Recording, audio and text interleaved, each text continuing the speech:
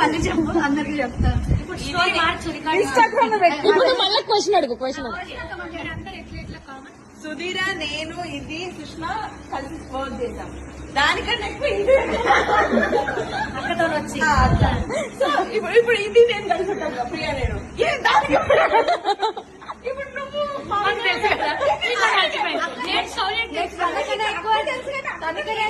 Friends అయిపోతుంది.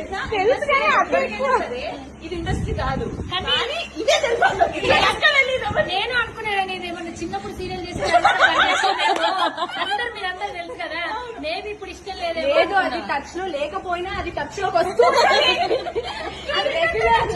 Regular intervals లో ఇప్పుడు ఏదో ఒక మెసేజ్ చేస్తుంది. అందుకే అది మా మేనేజర్ ఉంది కదా, అది అసలు ఎవరితో మాట్లాడుతుంది.